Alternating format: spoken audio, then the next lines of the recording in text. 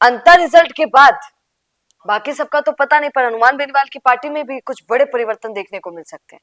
सब कह रहे हैं कि अब वो टाइम आ गया है, क्योंकि अब हनुमान बेनीवाल बड़े एक्टिव हो गए हैं, हर तरफ काम करते हुए नजर आ रहे हैं, तो अब नियुक्तियां भी कर रहे हैं कहीं, तो अब ऐसा लग रहा है कि शायद अब वही मौका है कि वो प्रदेशाध्यक्ष का नाम जल्द ही बताने वाले हैं।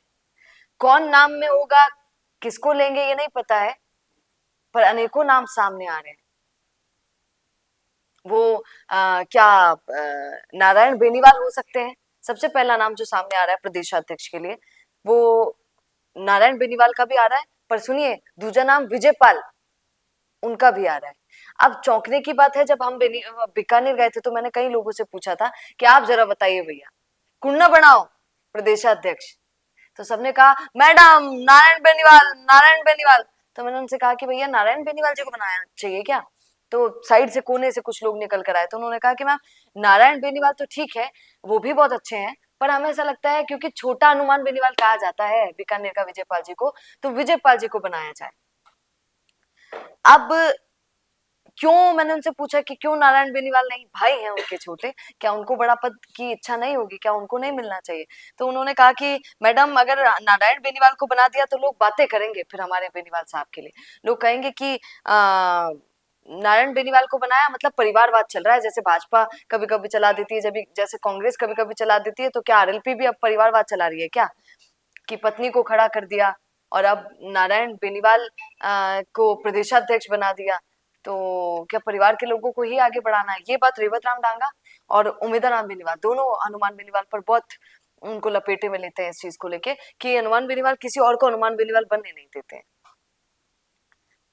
तो विजयपाल जी को तो हनुमान बेनीवाल दूसरा बोला जाता है, तो क्या उनको बनने देंगे? क्योंकि सबसे ज्यादा नाम अगर प्रदेशाध्यक्ष के लिए किसी के लिए उठकर आ रहा है तो विजयपाल बेनीवाल है, विजयपाल जी हैं। अगर नारायण बेनीवाल को हटा दिया जाए तो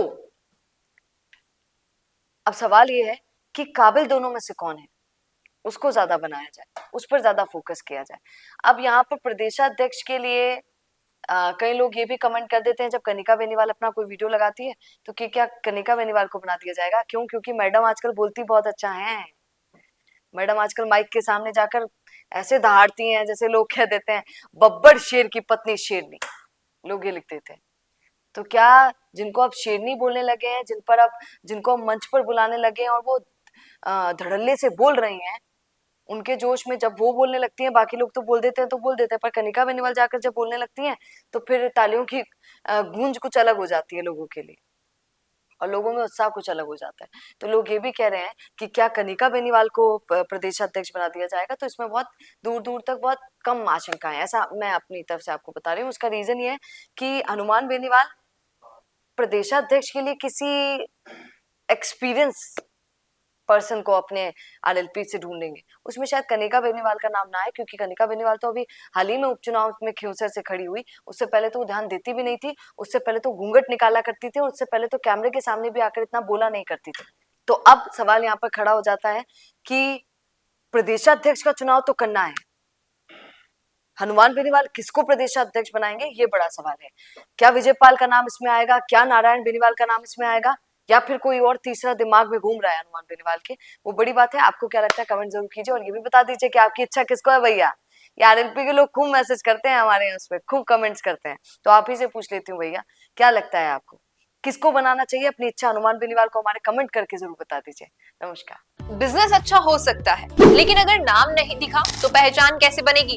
अब टेंशन छोड़िए, द फैक्ट इंडिया आपके बिजनेस को देगा वो पहचान जो पूरे राजस्थान में हर किसी तक पहुंचे। न्यूज चैनल पर विज्ञापन, पॉडकास्ट और प्रमोशन के जरिए आप सीधे 5 लाख सब्सक्राइबर और 10 करोड़ से ज्यादा व्यूज तक अपनी पहुंच बना सकते हैं। तो देर किस बात की, आज ही द फैक्ट इंडिया से जुड़िए और अपने बिजनेस को बनाइए हर घर का नाम।